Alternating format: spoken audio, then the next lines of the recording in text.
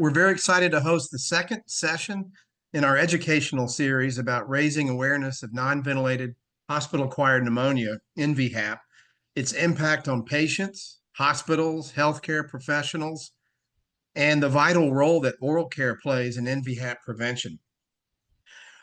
Reddyport was founded a little over 3 years ago in the middle of the COVID pandemic in response to the high number of non-invasive ventilated patients who could not receive adequate oral care to prevent pneumonia since they couldn't tolerate having their mask removed, to receive adequate oral care without risking lung compliance and desaturation. And this frustrating and heartbreaking dilemma was not the fault of clinicians or anyone.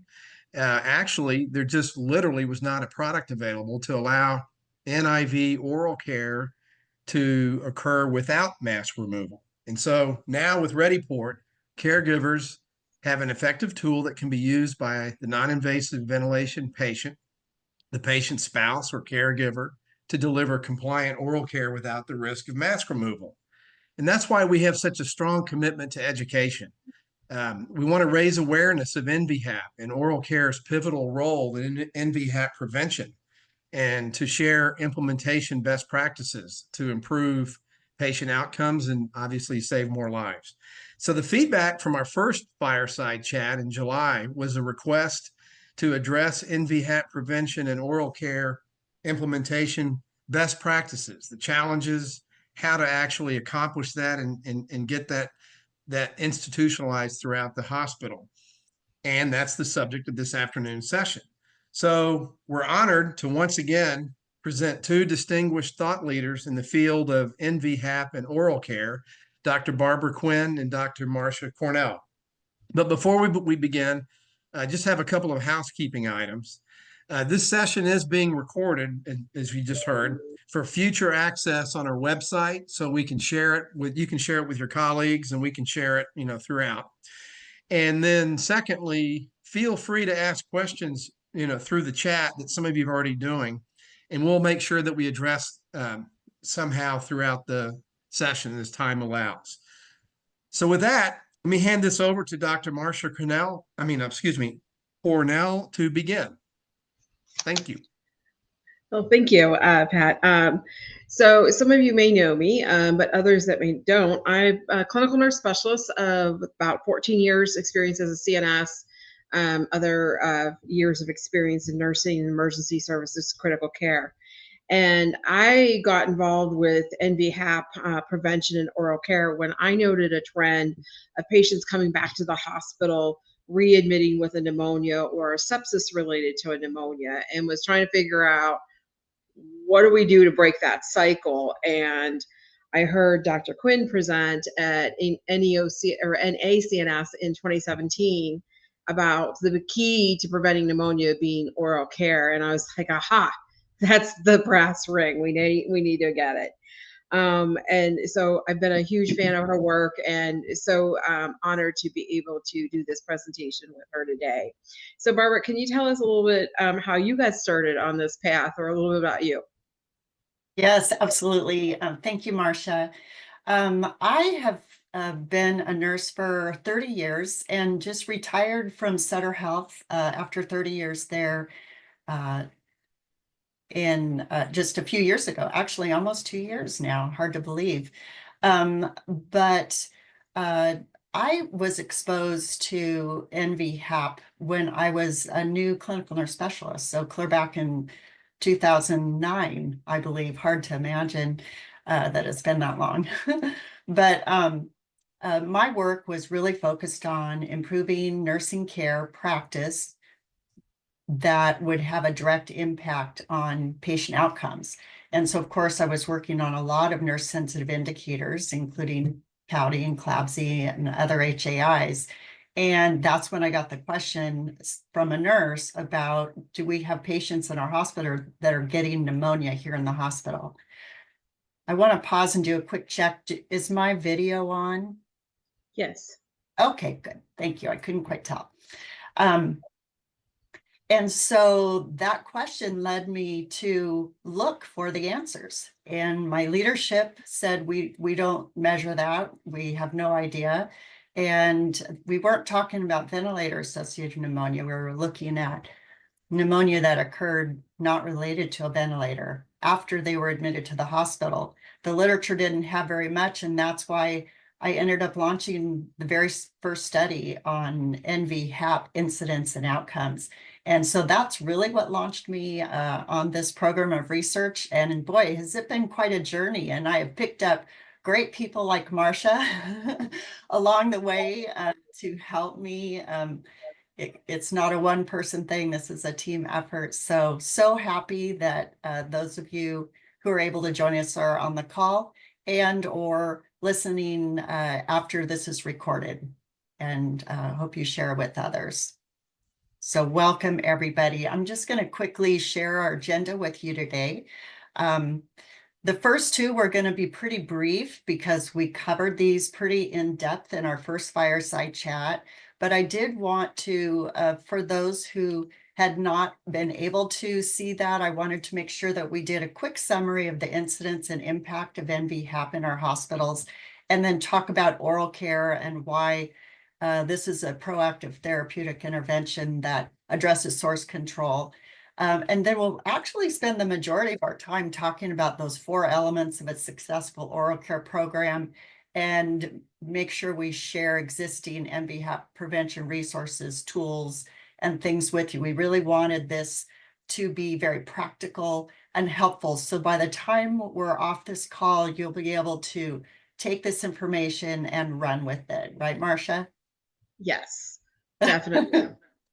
We're let's laying out the game plan for you. Yes, because nobody should have to recreate the wheel. People like Marcia and I have been working on this for quite some time, and there's no reason why we can't share with you. So prevalence and incidence of NV-HAP, just a quick reminder that the CDC point prevalence study on hospital-acquired infections was published in 2018 and found that hospital-acquired pneumonia was the #1 hospital-acquired infection in the US. And by the way, it's the same in Europe and Canada and other countries who have also done that type of a study. That means 1 in 4 hospital-acquired infections are pneumonia. And then if you look at the second block here, 65% of those, almost 2/3 of these, are not related to a ventilator. So even though for a decade or so we've been really focused on ventilator-associated pneumonia, the largest burden from hospital-acquired pneumonia is actually due to non-ventilator hospital-acquired pneumonia. That's what we call NV-HAP. And I also want to point out, based on that Reddyport is sponsoring this, a percentage of these non-ventilated hospital-acquired pneumonias occur in patients with non-invasive ventilation. Those are not considered ventilator-associated. Those are non-ventilator-associated because it's not an invasive tube. So something we'll be talking about throughout our presentation today. And then NV-HAP, one per 100 admits, 1 per 100 to 200 admissions. We see some variation across the country, but overall, NV-HAP is a much larger burden, having a greater effect on patients and our healthcare organizations than VAP. So let's talk a little bit about what that impact is. Again, briefly, 22% is mortality. Jones and Klompus did a really large study where they analyzed 6 million patients over 2 years for a incidence outcome study, and they found NV-HAP mortality was 22%. Length of stay, an extra 1 to 2 weeks. 46% of all NV-HAP patients will spend time in our ICUs. A majority of those will be transferred from outside of the ICU, need to be rescued, resuscitated, and taken to the ICU for more monitoring. About 1/4 of these patients actually acquire non-vent pneumonia in the ICU while they're being treated there and monitored, but not on a ventilator and probably not receiving the same level of preventive care. But ICU utilization is a huge impact from NV-HAP. 19% of NV-HAP patients will return to the hospital within 30 days. And of course, the cost goes up, and there's I put 40K here because that's sort of a standard that we see used as an estimate, but the costs range from $28,000 to over $100,000, depending on the treatment needed and the length of stay that's acquired. 40% of these patients with NV-HAP are shown to go on and develop hospital onset sepsis, which I think you're going to be hearing more about. There's a couple of articles that just came out recently about how the outcomes for hospital onset sepsis is much worse than community onset sepsis. And these patients are not always captured in hospital in reportable quality to CMS and CDC. So they're really sort of flying under the radar. But as you know, hospital onset sepsis from these patients, including NV-HAP, have much worse outcomes with very high mortality. So this is a huge impact to our patients, our families, our staff are affected by this, as well as our organizations. I know that we've talked a lot about numbers, and I really love numbers. I can really geek out on numbers, like some of you probably on the call, but I really don't want to separate this from our patients and the patient stories and the impact this has on them. I'll never forget one of the first charts I reviewed of a patient with NV-HAP. She came in she was only 57, way younger than I am now. Pretty healthy lady, and she came in for an elective surgery. So she was not in bad physical shape. She was planned to come in and have an ostomy reversed, and she ended up getting post-op pneumonia, was transferred to the ICU, developed severe sepsis, and she passed away. And that's the piece that we can't lose sight of. I think that will help keep us energized and motivated to continue to pursue prevention for our patients. But those are the reasons why there's this increased awareness and urgency to prevent NV-HAP. Something that I'm not even sure that I mentioned to Marcia is there's the new U.S. appropriation bill proposal that came out recently included a recommendation for prevention efforts to reduce NV-HAP. So if you're interested in looking at that, it's on page 189, anyone who likes to get into that stuff. But it just goes to show this is a big deal, and it's being recognized in a lot of places. And it's great that you're sharing that patient story and those numbers that you shared. We'll talk a little bit more about that as to how it's important to get our leadership engaged. And you're going to talk to us about this key driver. I love this key driver diagram. You know, I love it because it's so easy to understand. And, you know, pathophysiology and prevention can be quite complicated. This is probably oversimplified, but I think it really resonates with a lot of people. Thank you, Marcia. This was published in the 2020 APIC implementation guideline for prevention of NV-HAP. You can see that on the left-hand side is the aim. What is our goal? We want to prevent it. The primary drivers in the middle, these are the three mechanisms that lead to pneumonia. These are the things that we have to directly impact with our interventions. There's the oral pathogens. Yes, we want to reduce aspiration because that's how the germs get into the lungs. And we want to strengthen those weak host defenses because that helps them fight the germs if they get into their lungs.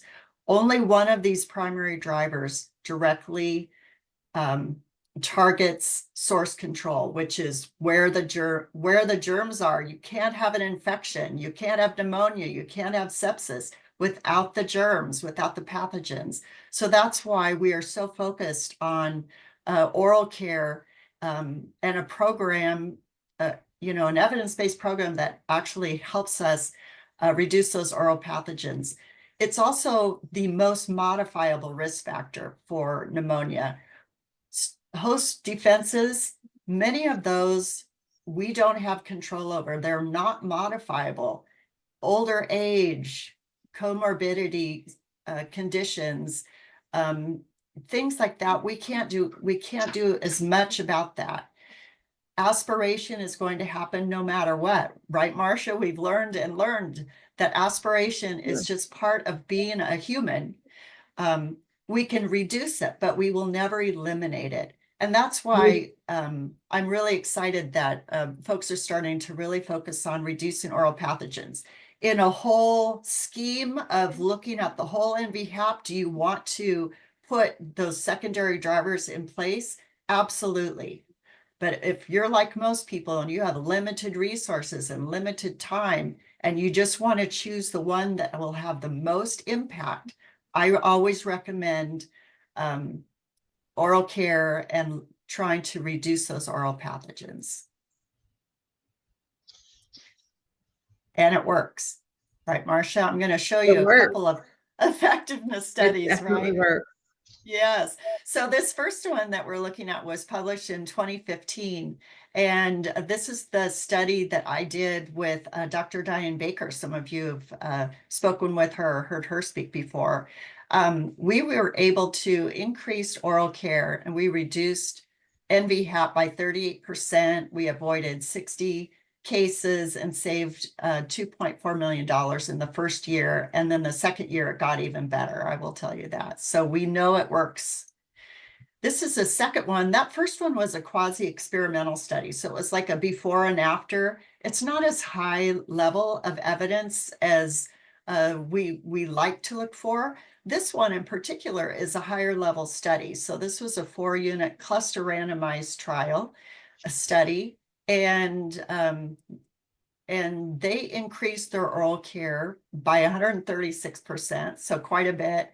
And look at their reduction of NV-HAP, 85% decrease on the medical units. And in the surgical units, not quite as high, but still 56%.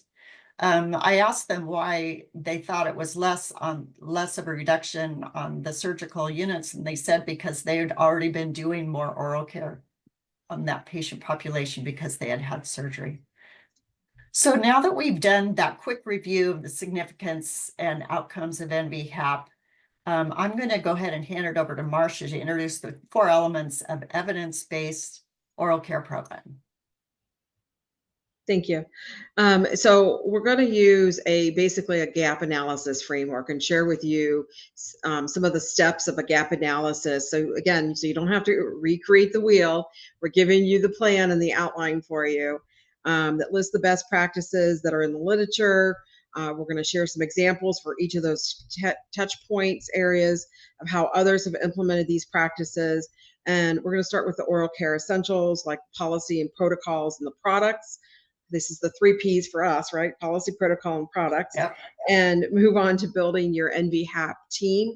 Who all do you need on board to get involved with this? Your stakeholders per se. How do you engage your leaders? The data, linking it. And then how do you survey it to make sure that you're doing what we say that you're going to be doing? So starting off with the oral care essentials, and oral care and supplies, as we know, are not all created equal, just like any other product and tools, right? They're not all created equal. But we need to make sure that we are utilizing the good tools, right? Need to have the right equipment and right tools to do the job, and along with supporting protocols and policies. So we're going to present the best evidence that we have that is available currently at this time. And I love the story that you had shared previously, Barbara, about the fact that when you were working on this, you validated and reached out to the American Dental Association to confirm and validate the recommendations for the American Dental Association, which I think that is important to know. And this is, again, a document, a gap analysis that you and Diane Baker put together in 2015, a gap analysis. This is the first one that you had put together about the best practices, the gaps that you found in the various different interventions. And you really need to do that pre-assessment. What's really happening, what's currently going on. You kind of have to go into the department, look at the tools, talk to the staff, how are they using it? Start with your best practices and literature search, which is essentially, we're giving it to you here today, giving you all those tools. But you definitely need to do a thorough assessment of current practices and identify those gaps. So like I said, this is a partial gap analysis, and this is where we're going to start off here with the policy and protocol. And a couple of things to recommend and explain as we go through this. is you need to look at, first of all, do you have an oral care program? Or is it just, yeah, we brush their teeth. That's just kind of like we do, what oral part of hygiene. But okay, but are we doing it? And do we have the right tools? Do we have something that gives you an outline, a nursing policy or guideline or SOP that gives you the best practice and tells you exactly what you need for the type of patient, the equipment, the procedure, the frequency? Do you talk about, that's for the dependent, non-ventilator, or the BiPAP, non-invasive ventilator patient, et cetera? Well, how does it, and then are you addressing any type of patients with dentures, and how you would do mouth care or oral care for that patient population? So those are some of the things that you want to look at. This happens to be a guideline, nursing practice guideline, that I developed based off of all the literature and research, and a lot of it from Barbara here. This was at my previous health institution that they are using. And this is just an example of a nursing practice guideline that goes beyond what you're going to get in your nursing procedure manuals. A lot of institutions refer to a nursing procedure manual for how do you do things, right? So your Elsevier or your Lippincott is going to tell you how you brush the teeth on a ventilated patient or how to do it, but they're not going to tell you exactly what tools you need or the frequency, etc. So a practice guideline such as this will give you that framework and structure to your oral care program. And one of the things that we did here with that was just to delineate those different patient populations: independent, dependent, not ventilated. And what was recently added in was that dependent, non-vented, non-invasive vented patient. So that's why it was yellow highlighted there for your reference. And another example here on the next slide is Dr. Chastity Warren out of Michigan presented in AJN in 2019 her protocol. So some institutions that I've been at, a lot of folks love the algorithms. Sometimes it's hard, but sometimes they like the pictures and like the algorithm.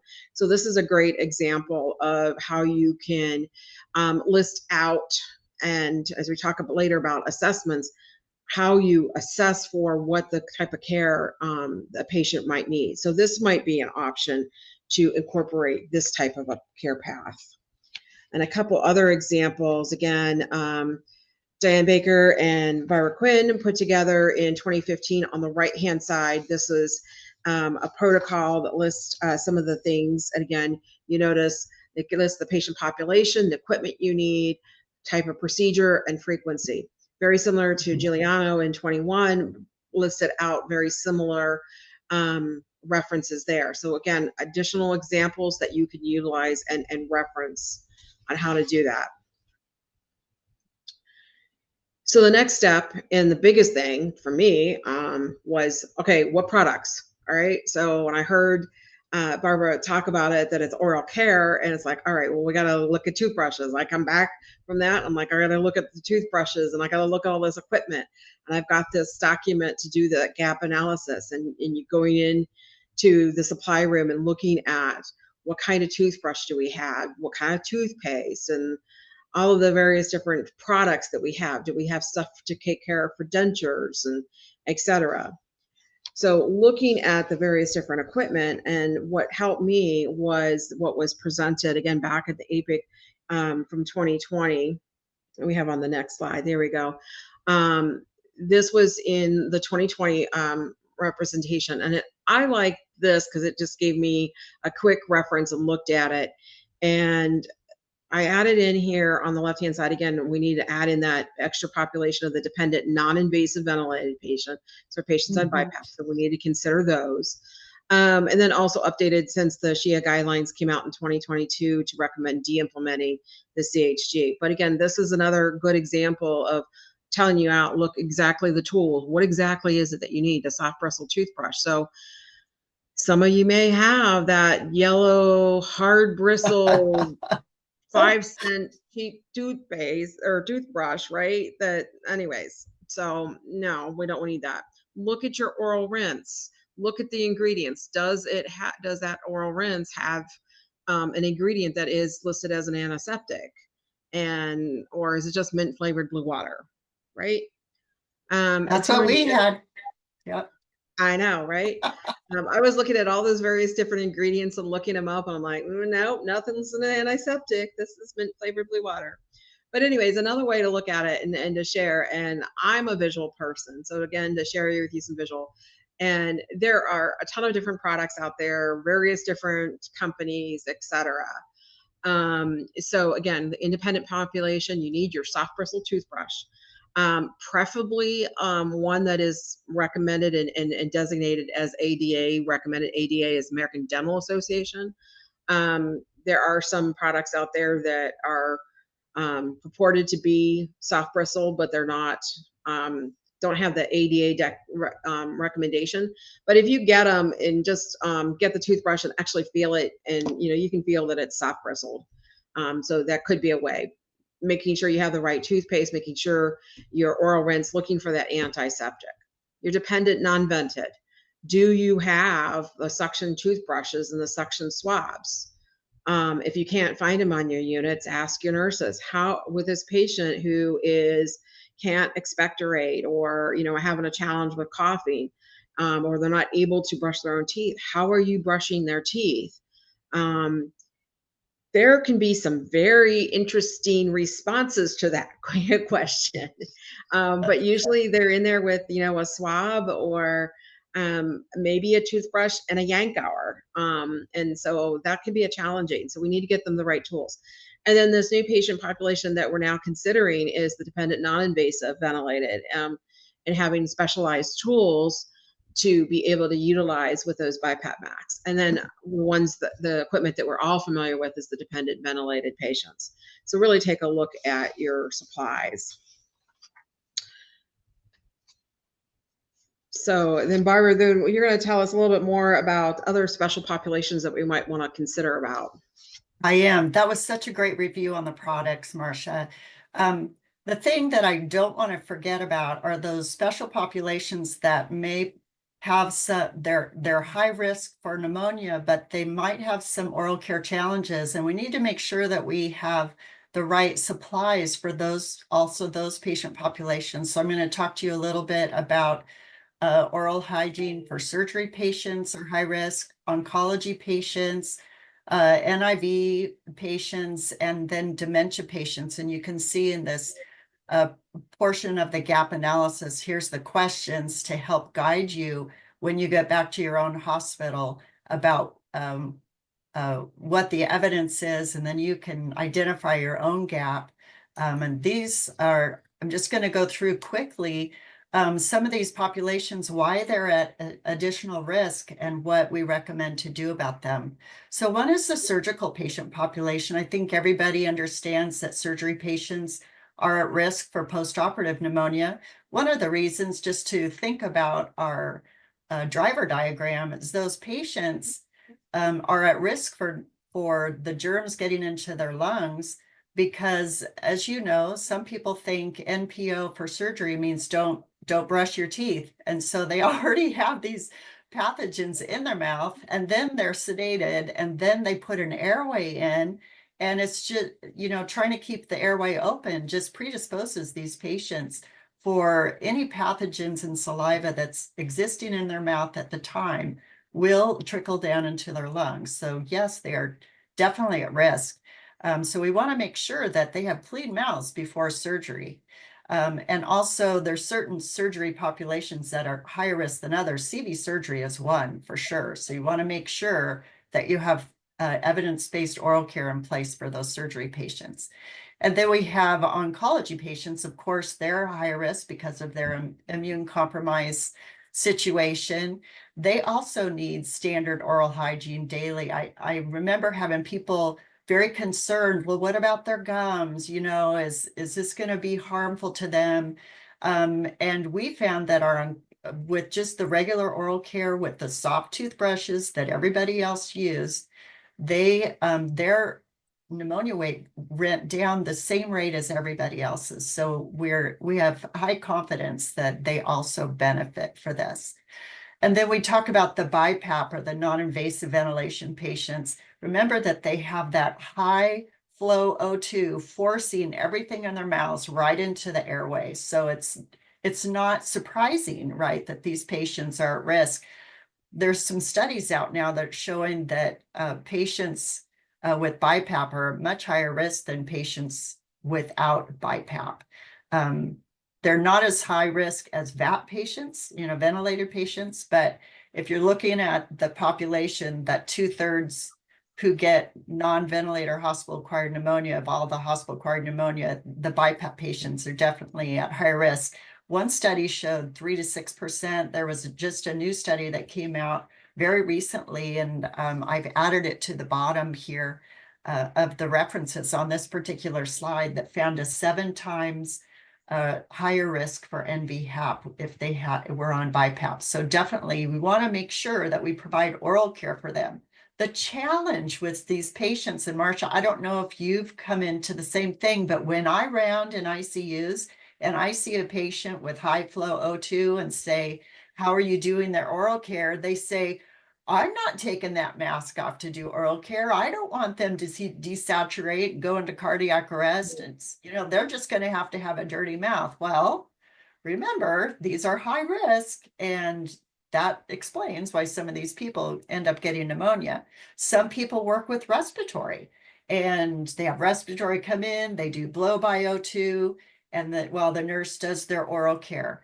But most of these patients are not getting the oral care they need. So if, again, Reddyport has sponsored this because they are, I think, the only ones, Marcia, that I'm aware of that have specific tools to deliver oral care while high flow O2 is ongoing treatment. So if you're interested in that, it's wonderful. I'm always excited when nurses can find a tool that meets the needs of the patient that they haven't had before. So however you do it, those patients, we are obligated, and we really have to make sure they get the oral care that they deserve and that they definitely need, being that high risk. And then we have that dementia patient population that make it really challenging to brush their teeth.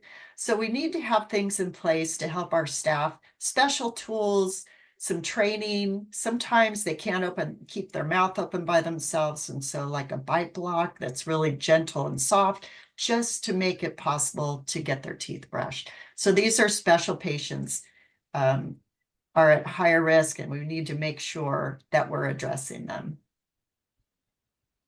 So Marcia, let's talk about staff education. That's a big one, isn't it? Yeah, so once we determine that what tools we need and correct that to make sure that we get the good tools, then we write our policy or guideline, and then we need to educate our staff to this. What is it that we want them to do? It's not our nurses and our assistive personnel. We need to know that what education we're giving them, how often we're giving it.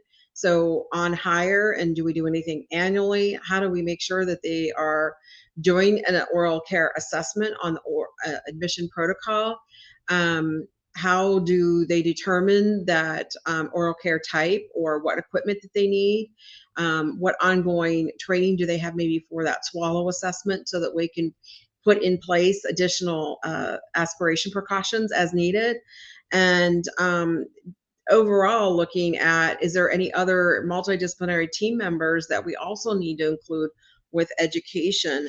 And so some of the things, this is an example that we're providing with some staff education, really nice brochure that kind of gives you some highlights and an infogram of what's important for education, the different things and why it's important. So this is a great educational tool that we want to look at. So the other thing is the oral assessment that we want to do. So the first thing we want to do, and when we're admitting a patient and we're assessing them, is we want to do a kind of an overall or comprehensive oral assessment. Are they having any pain? Are they able to provide self-care? In other words, are they able to brush their own teeth and provide oral care? Are they able to swallow? This is where that swallow assessment comes into play. The next thing is looking in the mouth. What's going on in the mouth? Is there anything that is in there that shouldn't be? And I just saw recently one of those nurse videos on Facebook where the nurse essentially was sharing a story where they couldn't figure out what was in that mouth. And here the patient had a grill left in place when they were intubated. And so they had to remove that and address the oral care that was overly needed in that mouth. So definitely look in there, see what is going on. If there's something such as some issues with the teeth and dentation, then you'd follow up your provider, getting the dental stuff. But in the moment, what is it that you can do to take care of that mouth and what needs to be? And then that brings into, your nursing assessment of interventions. What do you need to do? What oral care type?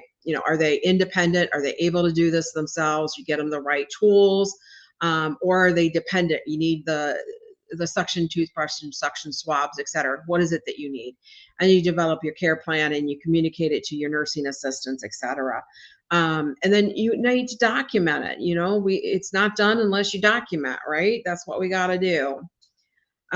So the other thing is then with that too, we need to assess, part of our assessments is assessing the patient's ability for understanding why this is important in education. So Barb, what can you tell us about patient family education? Super important, isn't it? I mean, we really need to include our patients and families in everything we do. So here's your gap analysis list, and here's some examples of things that we've done. We've provided education to patients in things like putting things in their admission packet, putting posters on the wall or in the bathroom, putting reminders on the whiteboard, putting table tents up, although those never last very long. Flyers, meal tray covers, all sorts of things that can be done for patient and family understanding, and why most patients don't understand that it's germs in the mouth that cause pneumonia. So it's up to us as healthcare providers to make sure they understand that. This is something that we provide to all of our staff to help them explain why oral care is so important to our patients and staff. We actually we copied this, laminated it, and made sure it was pocket size for each of our staff members, including our nursing assistants who are not used to explaining things like this to patients and families. This just shows how quickly bacteria replicates in the mouth in one 12-hour shift. And you should be able to, you're going to get these slides. You should be able to just make a copy of this and laminate it and use it for your own staff if you want to. So we've shared the gap analysis and the oral care essentials. So now Marcia's going to transition us into building the NV-HAP team and then how to engage your leadership. Just a time check, Marcia. We have 20 minutes till the very end. Oh. And I just want to say this one picture that with all those, I've used it constantly, and it is a very valuable tool. It gets people's attention right off the bat. Yeah. So definitely. So building the team, who are the stakeholders? Well, number one stakeholder is our patient, right? We want to make sure when they come into our care that we're providing them good care, good quality care, and preventing any harm, right? So we know that oral care can help potentially prevent a pneumonia. So the biggest thing under the nursing area is you need an administrative champion. Sometimes as a CNS, I used to say, oh, it's just crazy Marcia over there talking that this is what we need. But I needed an executive champion that can say, hey, yes, this is a priority. This is what we need done, etc. So that is a very key per person. You need your nursing staff because they're the ones who are going to be doing this, your educators, clinical nurse specialists, your quality department to help with your metrics, infection prevention. This is an infection and you want to prevent it. So we get your infection prevention team on board. Respiratory care, especially, with any of the non-invasive ventilator patients, particularly. Speech therapy with all your swallow assessments. Your coding folks, folks that do all your coding and documentation stuff, to be able to help with the tracking and the quality metrics. And of course, your supply chain to make sure you get the right tools. Those are the various big things for our stakeholders. And the next question that we are constantly asked is, how do we engage leadership? Because this is not a required reportable condition right now, right? Yeah. They Yeah. meant, so that is the biggest challenge, because they want to focus on those things.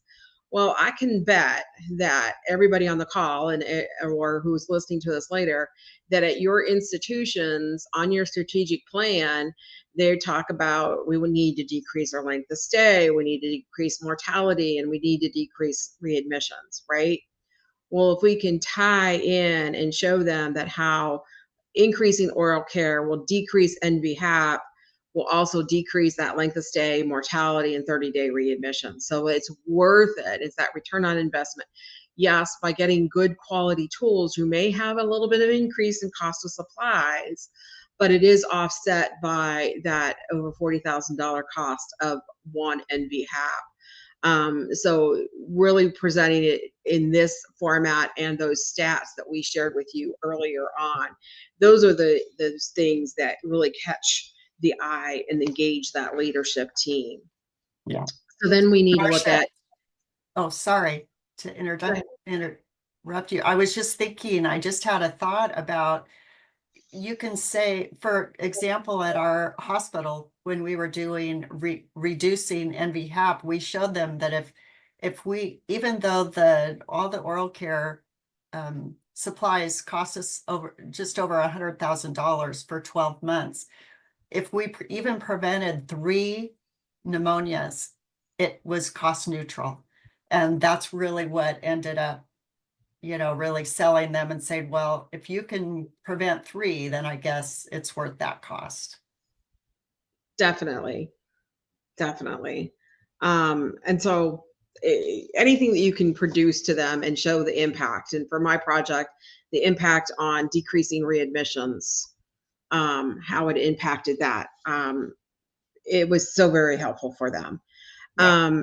So now that we determined that what we are going to do and we want them to document it, et cetera, we need to figure out, are we actually doing what we say we're going to be doing? And how does this impact our outcome? So outcome and process measures are both necessary. And we want to look at our process. So how are we conducting our surveillance, et cetera? So our process data, we're correlating to our outcomes and showing how are we doing with what we're, are we doing what we're say we're supposed to do? So that's the documentation piece. And we'll show a little bit about audits and some supply usage. And just moving forward here, the next one is on the left-hand side. A lot of folks have Epic. So this is just an example. You should have in your electronic medical record a location to document oral care. And as we recommend, especially for the independent, anywhere 2 to 4 times a day for your oral care. So this is an example of just looking at, are they documenting oral care? This is an example of what I used when I was implementing it at one of the facilities to really engage the staff. So they were doing it, but they weren't documenting it. It's like, yeah. It's just kind of like a bath. Do we need to document it? So really getting them engaged with documenting it. So we use this tool to see if they were documenting it.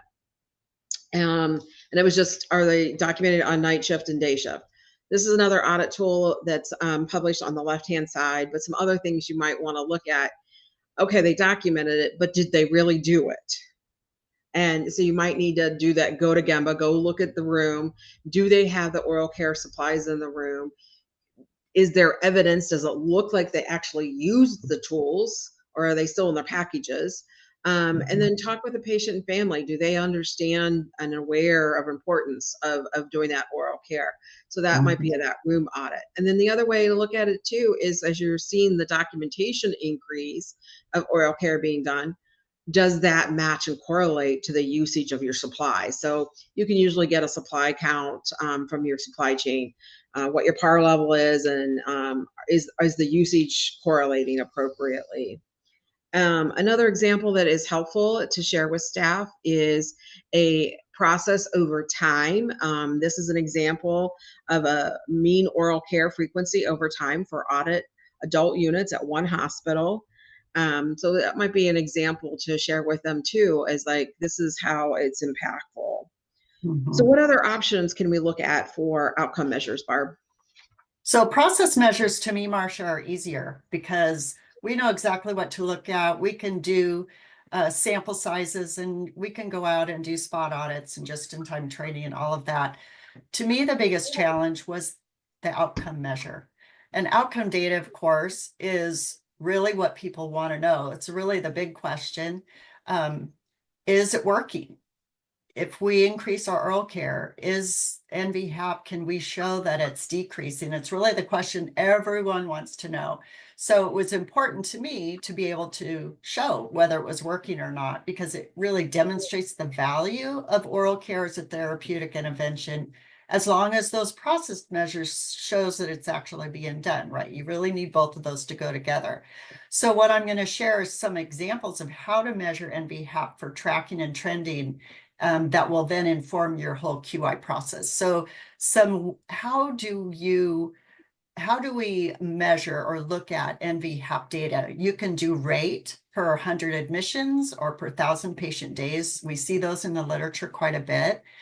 And you can look at readmissions by the number of NV-HAP patients who are readmitted over time, mortality rate, or broad spectrum antibiotic utilization, are all some outcome measures that should correlate with your decrease in NV-HAP. One of my greatest challenges when I was starting my work on NV-HAP was figuring out how to do this, because, like I said, there really wasn't anything in the literature. So I decided to start with what's in coding. It's administrative data. We know it's not perfect, but it was all I had at the time, and I thought it was better than nothing. So I got this list of ICD-10 codes. These are charges based on diagnoses in the patient chart. I found mine at the quality department, and let me tell you, it was not easy to find. I don't know about you, Marcia, but nobody could tell me what the list was of the codes. So this is all work that we have done for you. People have gone before you to do this work. The step one of using ICD-10 codes, first of all, make sure that it's not present on admission. So that's the code Y95 you see here. Step two then is if it's not present on admission and they have one of these ICD-10 codes for pneumonia. So pneumonia not present on admission and also not related to a ventilator. So it can't be VAP. It has to be the other pneumonia. So you really want to read. This is why it's so important to have your coding department on board and talk to those folks who are providers for documentation, because a lot of that coding depends on what the providers write. The second step to this, so once I got my ICD-10 codes, I wanted to go in, because we know that administrative isn't perfect. And so I took the CDC definition and overlaid it on these charts. And as I went through the charts, I ticked off these boxes to make sure they met the CDC definition. We don't have time to go into a lot of this, but this is available to those who are interested. I have to tell you that— just a moment. Elizabeth Powers has a question in the chat. What defines not present on admission? There's a code. Yeah, there's a code. It's the Y95 code. It means something that they had at least greater than 48 hours after admission, not present on admission. So it's not something they were admitted with. So Elizabeth, the coding department can help you with that. Yeah. To reach out with that to them. Right. The good news is that, the bad news is that's very resource intensive, and it's been one of the challenges and obstacles for people who really want to work on this project.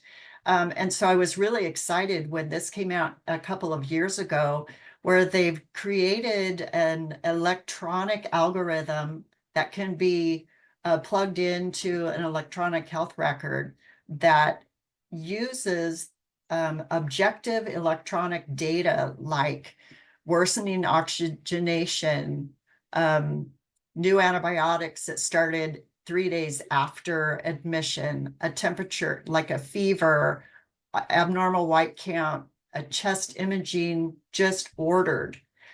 So it's quite objective. Respiratory culture obtained, they decided that they don't use that one because a lot of NV-HAP never get a sputum culture. And so they didn't find that helpful for NV-HAP. But they found that if you put all these together, so number 7 ended up to be the gold standard for this. And they did a validated effort and found that it meets the same level as CDC definition as far as accuracy. It's automated, it's objective, and so quite exciting.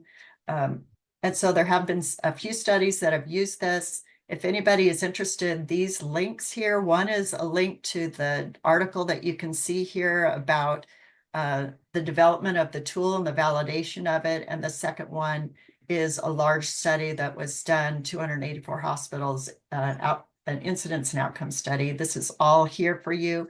If you are interested in doing this, this link will take you to everything you need to work with your IT department to plug this in to your electronic record and help you identify those patients. Here's some examples of outcome data that they used for a Kaiser study. You can see on the left-hand side, they tracked the rate of their pneumonia cases, and you can see their mortality went down, and also the days of antibiotic therapy went down, which was pretty exciting. These are some other outcome data that we've used. Unit-based, you can see brushing the teeth before surgery reduced the pneumonia. Brushing teeth before open heart surgery reduced pneumonia by 88%. So this is all really informative. And if you really love data, you can overlay your process and your outcome measure and align it with patient stories. And that's also very impactful. We don't have time to talk about this, but all the tools that we've given you today, you need to use with a change management plan. It's not enough to just give people tools or write a policy. You really have to manage the change. We could probably do a whole nother fireside chat on that, but just keep that in mind that evidence-based practice won't happen unless people change their behavior. So it's super important to do that. Here's some key resources. These, again, are all live websites and articles. This work has already been done somewhere. So follow the links, read them, save them, print them, share them with your team. I always say steal shamelessly and cite gratefully. We're all happy to share with you. The very last one on this list you see is the Reddyport website. They have some resources on there. That's also where you'll find the recordings for our fireside chats that we've done. And I want to wrap up with 5 minutes left for questions. Remember this from today, NV-HAP is harming more patients than other hospital-acquired infections. We know that all patients deserve this therapeutic oral care, and thankfully resources are freely available, so you guys can start today. Awesome. And Carla has a question in the chat. How do you delineate between NV-HAP caused by lack of oral care versus microaspiration that might have been detected by a bedside swallow screen? I'm sorry. I was busy trying to stop my sharing.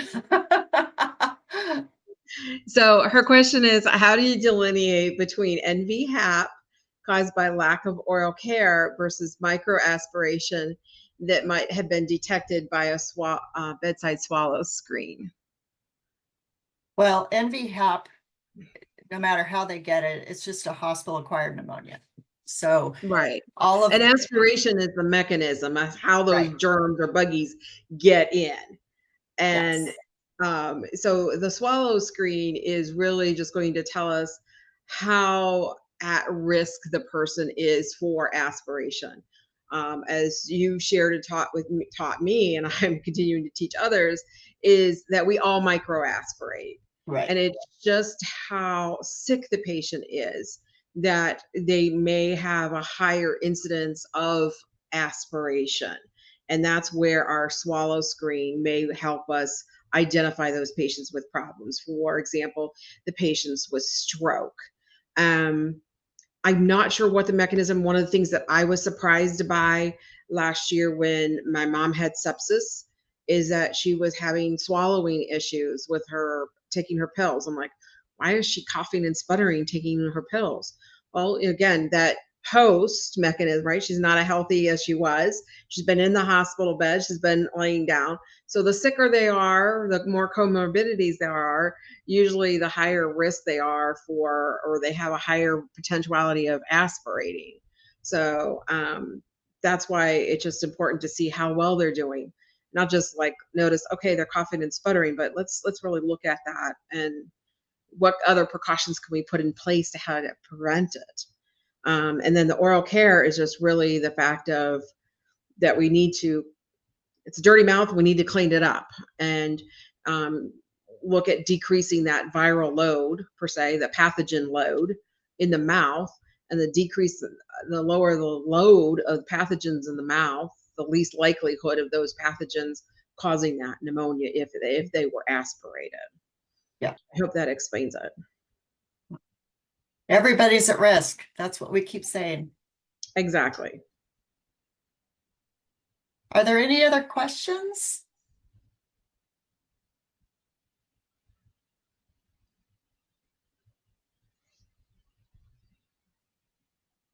Thank you.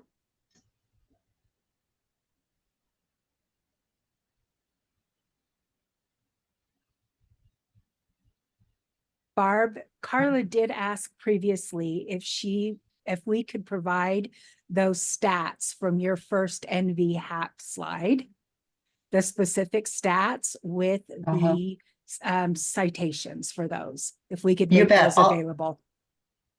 Yes, thank you. I will add those to the slide itself so that those references will be on there. All right. I'm and glad you like this. We have one other from Xander. He says, RT here, while trying to get buy-in from nursing leadership at our facility, one of the concerns was increased aspiration by performing oral care through the Reddyport because of the positive pressure. How would you address this concern? Marcia, do you want to take that one? You've used Reddyport in your facility.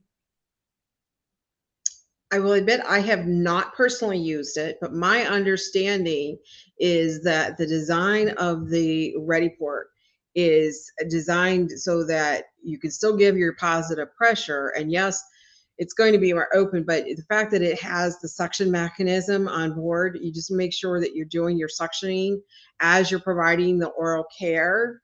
That should help prevent any additional. But overall, in general, whether we're doing the oral care or not, they're going to aspirate. They have a higher risk of aspiration risk because of that positive pressure. Right. And the goal of that oral care is, like I said, is to decrease that pathogen load, that if something was aspirated, less likelihood to cause a pneumonia. And so, yeah, when we're brushing the teeth, we might be loosening up some things. But again, that's why we need the suction device, right? And I think that was all part of that design of the Reddyport product. I think the risk of not doing oral care is much greater than doing oral care, even if they're aspiration risk. So can I chime in real quick? This is Tony, and I think hi, Tony. that's a product specific question, Xander, and I appreciate it. Yeah. Hey, Xander, by the way, I know who you are from Florida. So before Reddyport was launched, we had to go through a rigorous FDA validation, which requires that Reddyport validated that our product was safe for use, because that's what the FDA does. Their number one priority and mission is to safety and efficacy of products that are in devices. So we had to submit a lot of data, and principally the design, like Marcia said, of our products are designed not to introduce volume that's considered to be a macro aspiration that would be a harm to the patient, but only a micro aspiration, like on the rinses, the swab. It can only hold less than 1 cc of fluid, and none of the other appliances can really hold any fluid.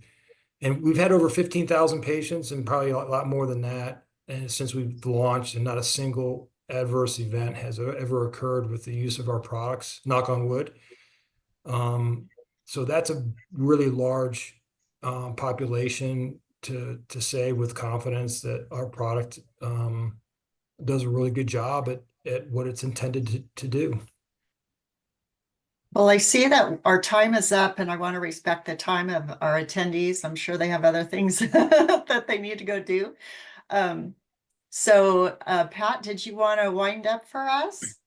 Yes, first of all, thank you again for being here this afternoon. And at the end, the website on the last slide is a way that we can stay in touch with each other.